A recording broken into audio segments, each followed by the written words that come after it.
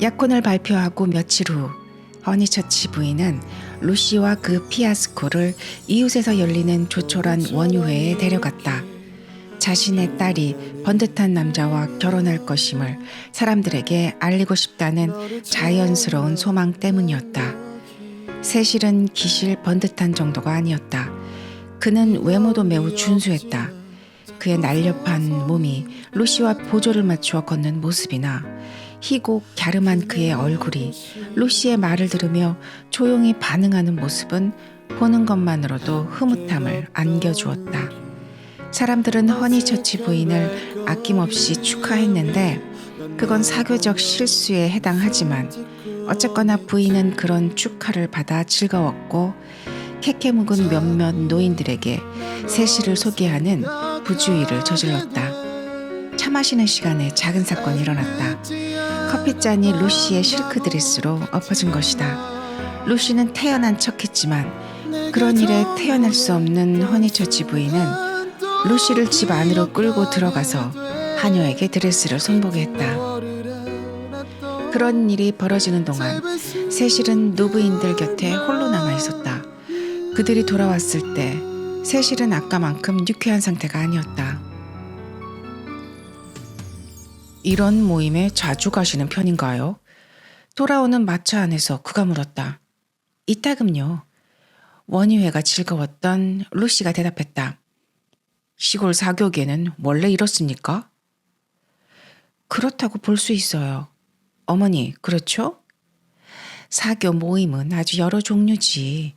허니처치 부인이 드레스 한 벌의 옷맵시를 떠올리려고 애쓰면서 말했다. 부인의 생각이 다른 데 가 있다는 걸 깨닫자 세실은 루시를 바라보며 말했다. 저한테는 경악스럽고 끔찍하고 암담했습니다. 혼자 계시게 했던 것 죄송해요. 그게 아니에요. 축하 인사들 말입니다. 어처구니 없더군요. 약혼이 무슨 공공 놀이터입니까?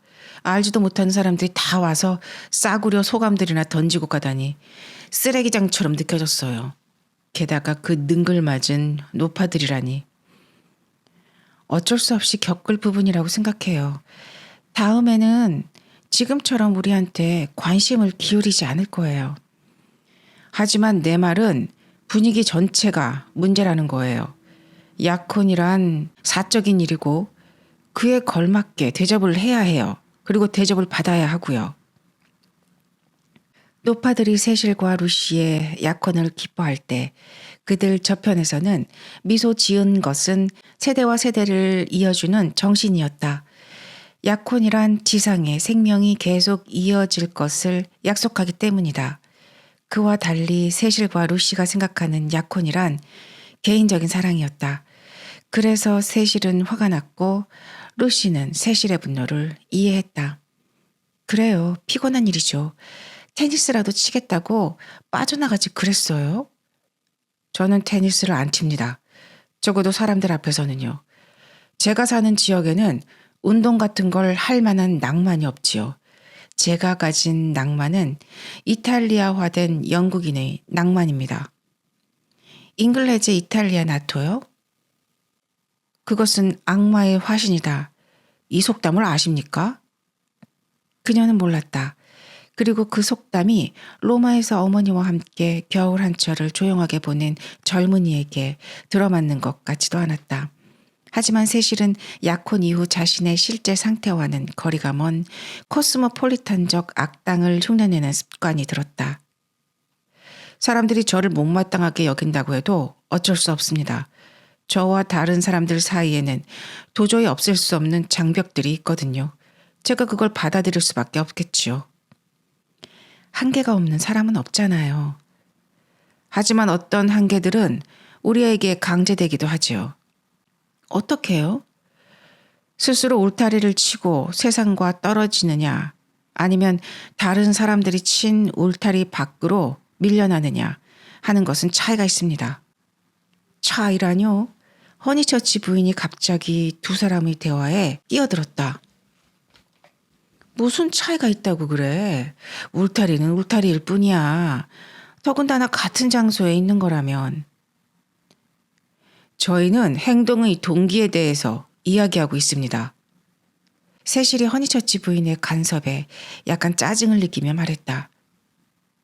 세실, 여기를 봐. 이게 나야. 이건 윈디 코너고. 무늬의 나머지 부분은 다른 사람들이야. 동기 같은 건 다 좋아. 하지만 울타리는 여기 있어. 저희가 말한 건 진짜 울타리가 아니에요. 루시가 웃으면서 말했다. 아, 그래? 비유였구나. 그녀는 평온하게 뒤로게 됐다. 세실은 루시가 왜 재미있었는지 알 수 없었다. 그렇다면 두 사람이 말하는 그 울타리가 없는 한 사람을 알려주지. 바로 비부 목사님이야. 울타리가 없는 목사라면 방책도 없겠군요. 루시는 사람들의 말을 빨리 알아듣지는 못하지만 그 말을 하는 의도만큼은 금세 감지했다. 이번에도 세실이 말하는 경고는 몰라도 거기에 담긴 감정만은 놓치지 않았다. 비부 목사님을 싫어하세요? 루시가 물었다. 그런 말은 하지 않았습니다. 그분은 물론 평균적인 수준을 훨씬 뛰어넘는 분이라고 생각해요. 제가 부정하는 건 그저 내가 싫어하는 종류의 성직자는요. 루시는 세실에게 공감을 표시하고 싶은 마음에 입을 열었다. 울타리가 있는 성직자예요.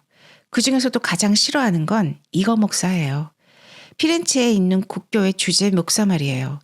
그 사람한테는 진실성이 조금도 없어요. 태도만 잘못된 게 아니에요. 속물에다 오만함이 가득하죠. 게다가 아주 고약한 말도 했어요. 어떤 말들을요? 베르톨리니 펜션에 노신사 한 명이 있는데 이거 목사는 그분이 자기 부인을 죽였다고 했어요. 정말 그랬을지도 모르죠. 그렇지 않아요. 어째서요? 그분은 아주 친절한 분이거든요. 세실은 루시의 여자 특유의 황당한 논리에 웃음을 터뜨렸다. 저도 무슨 얘기인지 자세히 알고 싶었어요. 하지만 이거 목사는 분명한 이야기를 피하고 그냥 모호하게만 표현했어요. 그 노신사가 사실상 자기 부인을 죽였다. 눈앞에서 죽였다. 그런 식으로요. 그만해라 얘야. 허니처치 부인이 흥미를 잃고 말했다. 하지만 우리의 모범이 되어야 할 사람이 그런 중상모략이나 퍼뜨리고 다닌다는 게 너무 기가 막히지 않아요? 사람들이 그 노신사를 따돌린다는 것도 이거 목사님 탓이 가장 컸다고 생각해요. 사람들은 다 그분이 교양 없다고 생각한다고요. 실제로는 전혀 그렇지도 않는데 말이에요. 안 됐구나. 그 노신사 이름이 뭐였니? 해리스요. 그 해리스 부인이 아니었기를 바라자꾸나. 이거 목사님은 교양 있는 분 아닌가요? 모르겠어요. 저는 그 사람이 싫어요. 그 사람이 조토에 대해 강연하는 것도 들었어요. 너무 싫어요. 옹졸한 천성은 어떻게 해도 드러나는 법이에요. 정말 싫어요.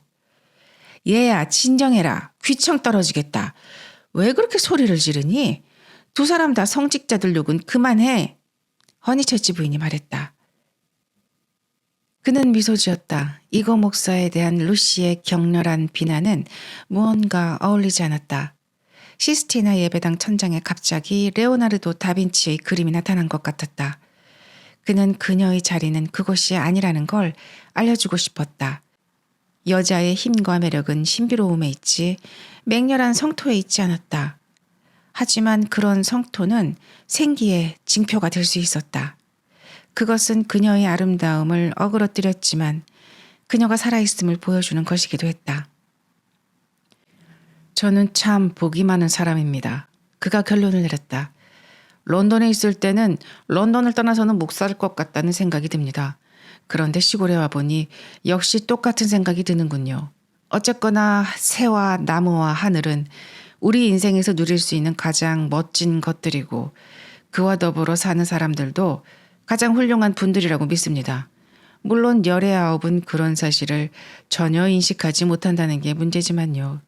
시골 신사도 시골 노동자도 이런저런 의미로 다 우울함을 안겨주는 상대들입니다. 어쨌거나 그런 사람들은 우리 도시 사람들은 모르는 대자연의 손길과 무언의 공감을 나누고 있을지도 모르지요. 허니처치 부인도 그런 걸 느끼십니까? 허니처치 부인은 깜짝 놀라서 웃음 지었다. 그녀는 세실의 말을 듣고 있지 않았다.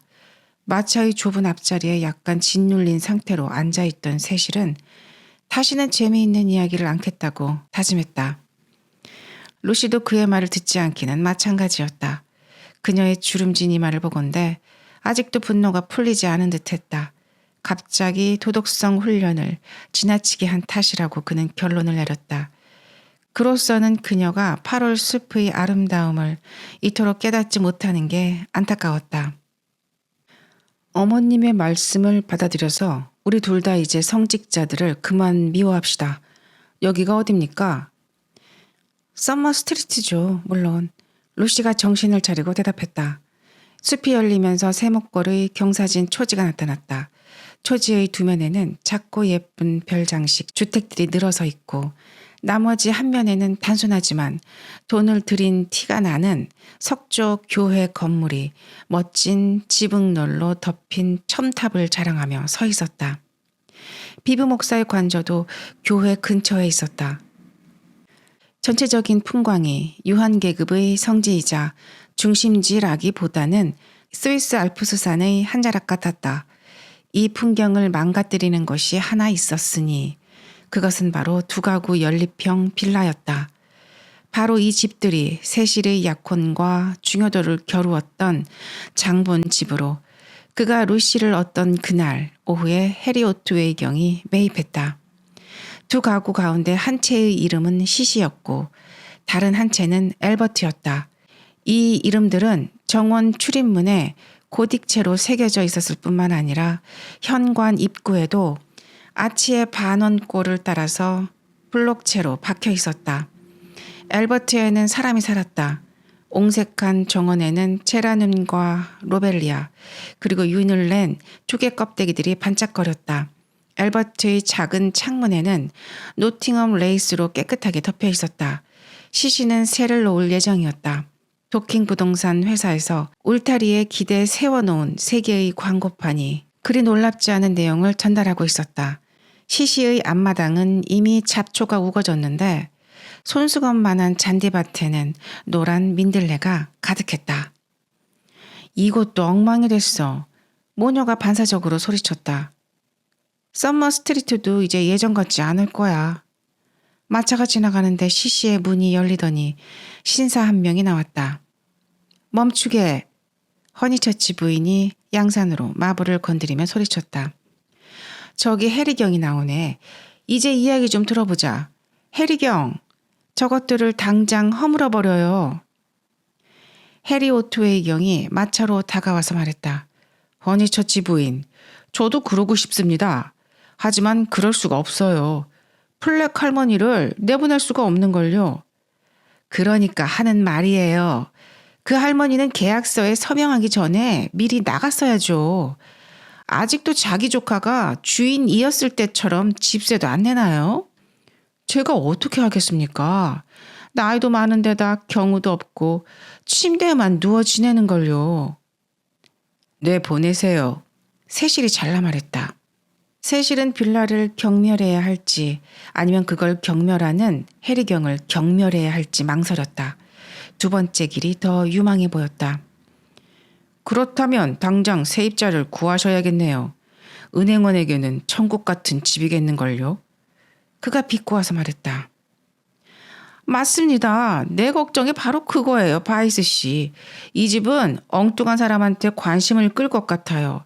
철도라는 괴물이 이렇게 발전했으니 요즘 같은 자전거 세상에 기차역에서 5마일은 아무것도 아니지요.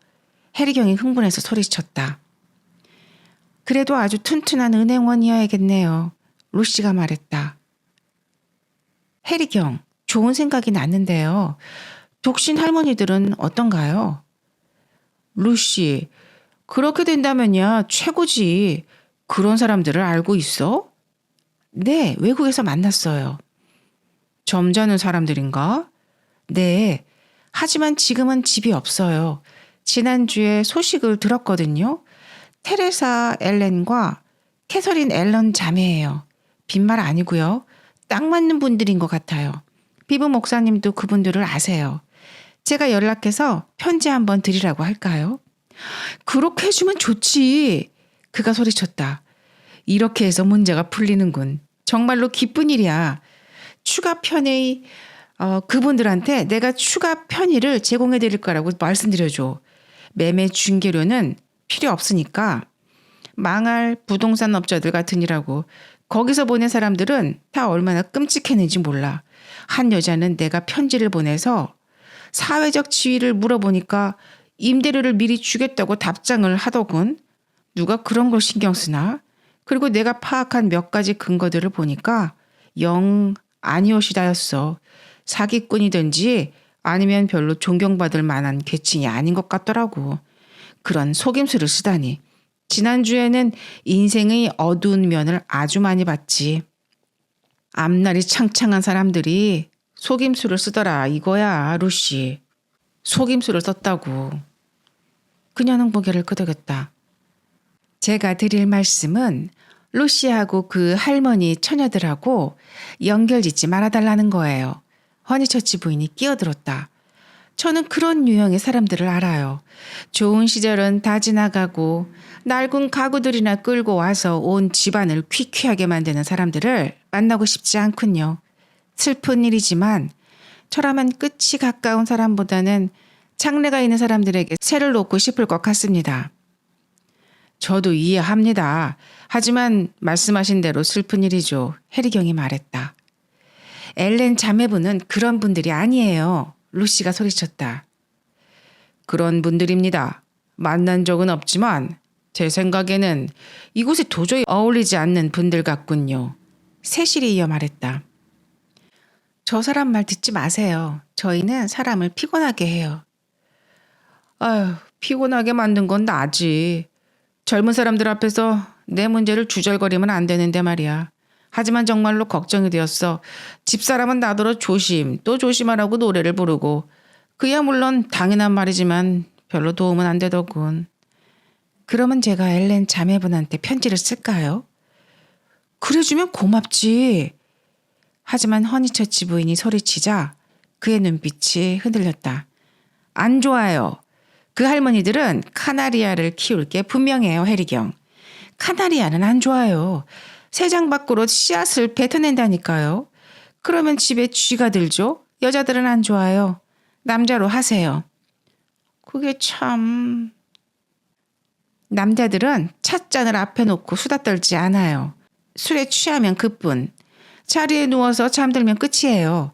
때로 저속해지기는 하지만 어떻게든 그걸 밖으로 드러내지는 않아요. 남자들 이야기는 그래서 안 퍼지는 거라고요. 남자한테 세줘요. 물론 깨끗한 사람한테 말이죠. 해리경은 얼굴이 붉어졌다. 그에게도 세실에게도 남자에 대한 이렇게 노골적인 칭찬이 그리 즐겁지 않았다. 더러운 부류의 남자가 제외되었다는 사실도 별로 도움이 되지 않았다. 그는 허니처치 부인에게 시간이 있으면 마차에서 내려서 시시를 한번 둘러보라고 권했다. 그녀는 기뻤다. 천성으로 보면 그녀는 가난한 게 어울렸고 집도 그 정도 크기가 맞았다. 게다가 그녀는 집안 꾸미기를 좋아했고 아담한 집일수록 더 좋아했다. 루시가 어머니를 따라 내려가라고 하자 세실이 루시를 잡았다. 허니처치 부인, 저희 둘이 따로 집까지 걸어가면 안 될까요? 아, 좋죠. 아하, 젊은 사람들이 그렇지. 그래, 젊은 사람들이 말이야. 해리경은 집 문을 열어주러 서둘러 갔다. 천박한 사람 같으니라고. 아직 말소리가 들릴 만한 거리에서 세실이 소리쳤다. 아, 세실. 참을 수 없습니다. 저런 사람을 혐오하지 않는다면 그건 잘못이에요. 별로 똑똑하지는 않지만 그래도 좋은 사람이에요. 아니에요, 루시. 저 사람은 시골 생활이 나쁜 점을 대표적으로 보여준다고 할 수 있습니다. 런던에서라면 저런 사람은 제 분수를 지킬지도 모릅니다. 멍청한 친목 클럽에 다니고 마누라는 멍청한 디너 파티를 열겠죠. 하지만 역에서는 작은 신이라도 된 것처럼 상류층의 유력자로 행세하면서 허튼 미의식으로 모든 사람들을 끌어들이지 않습니까? 허니처치 부인마저도요. 당신 말이 모두 옳아요. 하지만 저는 그게 그렇게 중요한 건지는 잘 모르겠습니다. 대단히 중요해요. 해리경은 원유회의 상징 같은 인물이에요. 정말 생각할수록 기분 상하는군요. 저 빌라에는 아주 천박한 사람이 들어갔으면 좋겠어요. 여자면 더 좋고요. 너무 천박해서 해리경도 단박에 알아챌 만한 그런 사람이요. 상류층이라고? 기가 막혀서 대머리에 턱은 없다시피 하면서 하지만 이제 그만둡시다. 어느 쪽으로 갈까요? 루시가 물었다. 자연이 사방에 펼쳐져 있었고 그녀는 이보다 간편한 주제는 없다고 생각했다. 썸머 스트리트는 숲 안쪽 깊은 곳에 있었고 그녀는 큰 길에서 작은 샛길이 갈라진 지점에 멈추어 섰다. 길이 두 개입니까? 큰 길로 가는 게 좋겠죠. 우리 둘 다 말끔한 옷차림이니까요. 저는 숲으로 가는 게 좋을 것 같군요. 세실이 말했다. 그 목소리에는 그녀가 오후 내내 그에게서 느꼈던 조용한 짜증이 배어 있었다. 루시, 당신은 왜 늘 큰 길만을 이야기하죠? 약혼한 뒤로 당신이 나와 함께 들이나 숲에 나온 적이 한 번도 없다는 걸 압니까? 그랬나요? 그러면 숲으로 가요. 그녀가 바스락거리는 숲속으로 앞장서서 걸어 들어가자 아니나 다를까 그는 10여 미터도 가기 전에 자신이 한 말을 설명했다. 내 생각인데요. 잘못된 생각인지는 모르겠지만 당신은 나하고 방에 함께 있는 걸 더 편안해하는 것 같습니다. 방이라고요? 루시는 무슨 말인지 감을 잡지 못하고 물었다. 네, 아니면 정원이라든가 큰 길이라든가 하는 곳 말이에요. 지금 이곳 같은 진짜 시골 말고요. 세실, 무슨 말인지 모르겠어요. 나는 그런 생각을 한 적이 한 번도 없어요. 당신은 내가 무슨 시인이라도 된 것처럼 말하네요. 시인이 아닐 것도 없습니다. 나는 당신을 보면 어떤 전망이 떠올라요. 특정한 종류의 전망이 말이에요. 당신이 나를 보고 방을 떠올린다고 그게 잘못된 건 아니지요. 어떻게 그렇게 잘 알죠? 정말 그래요. 아무래도 제가 시인인가 보네요. 당신을 생각하면 배경은 언제나 방 안이에요. 재미있는 일이네요. 그런데 놀랍게도 그는 기분이 상한 것 같았다. 응접실입니까? 바깥 전망이 보이지 않는? 네, 전망이 없는 방이에요. 그게 뭐가 문제인가요? 나는 당신이 나를 생각할 때 이런 넓은 야외를 떠올렸으면 좋겠어요. 그가 질책하듯이 말했다. 세실, 무슨 말인지 정말 모르겠어요. 곧이어 소나무에 둘러싸인 작은 빈터가 나왔다. 작고 풀빛이 덮여 있다는 차이는 있었지만 그들에게는 또 하나의 알프스라고 할 만했다. 이 알프스는 고요했고 가운데 작은 물 웅덩이를 품고 있었다. 그녀가 소리쳤다. 신성한 호수예요. 저걸 왜 그렇게 부릅니까? 이유는 잊었어요. 책에 나오는 이름이었던 것 같아요. 지금은 그냥 물 웅덩이일 뿐이지만 밑에 물이 흐르는 거 보이죠? 비가 많이 내리면 그 물이 한꺼번에 빠져나가지 못해서 웅덩이가 제법 커지고 또 멋있어져요. 그럴 때마다 프레디가 여기서 목욕을 하곤 했죠. 프레디는 지금도 여기를 아주 좋아해요. 당신은요? 당신도 여기를 좋아하나요? 하지만 그녀는 꿈꾸는 듯한 표정으로 대답했다. 저도 여기서 목욕했어요. 그러다가 어른들한테 들켰죠. 한바탕 난리가 났고 그 다음부터는 못했어요. 다른 때였다면 세실은 경악을 금치 못했을 것이다. 그에게 품이란 너무도 중요한 것이었기 때문이다. 하지만 신선한 공기의 마력에 사로잡힌 지금은 그녀의 그런 단순함도 마음에 들었다. 그는 웅덩이 옆에 서 있는 그녀를 바라보았다.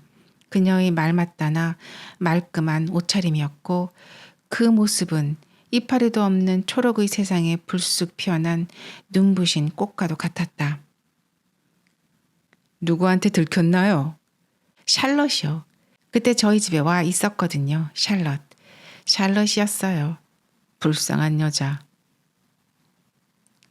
루시. 네, 이제 가야겠어요. 루시의 대답이었다. 그렇죠, 루시. 지금까지 한 번도 부탁하지 않았던 걸 부탁하고 싶어요. 그 목소리에 담긴 진지함 때문에 그녀는 스스럼 없이 멈춰서서 다정하게 돌아섰다. 뭔가요, 세실? 지금까지 한 번도 당신이 내 청혼을 받아들인 날 잔디밭에서도 네? 지금까지 한 번도 당신에게 키스하지 못했습니다. 하지만 이제 당신은 그보다도 그녀는 말을 더듬었다. 그래서 부탁해요. 해도 될까요? 물론이에요, 세실. 진작 했어야 좋았을 거예요. 내가 먼저 나설 수는 없잖아요. 이 지고의 순간에 그가 느낀 것은 어색함 뿐이었다. 그녀의 대답은 부적절했다. 그녀는 몹시 의무적인 태도로 베일을 들어올렸다. 그녀에게 다가갈 때 그에게는 그만두고 싶다는 생각마저 들었다. 그녀를 끌어안는 순간 그의 금태 코안경이 떨어져서 두 사람 사이에 납작하게 끼었다. 포옹은 그렇게 끝났다. 그가 실패한 포옹이라 생각했고 그것은 사실이었다. 열정이란 저항할 수 없는 것이어야 한다. 예의 범절이라든가 심사숙고라든가 그 밖에 교양이라는 이름의 각종 족쇄를 잇는 것이어야 한다. 무엇보다 그것은 통행권이 있는 곳에서 허락을 구하는 것이 아니어야 한다. 그는 왜 노동부나 인부들처럼 아니 판매대 앞의 상점 점원들만큼이라도 하지 못하는 걸까?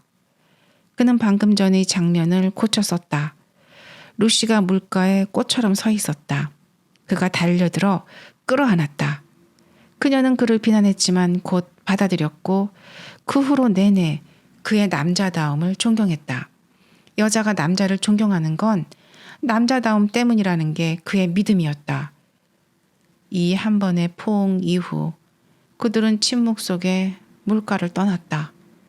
그는 그녀가 마음속에 가장 내밀한 생각을 전해주기를 기다렸는데 마침내 그녀가 이런 상황에 어울리는 무거운 태도로 입을 열었다. 진짜 이름은 에머슨이에요. 해리스가 아니라. 무슨 이름 말입니까? 그 노신사 말이에요. 어떤 노신사요?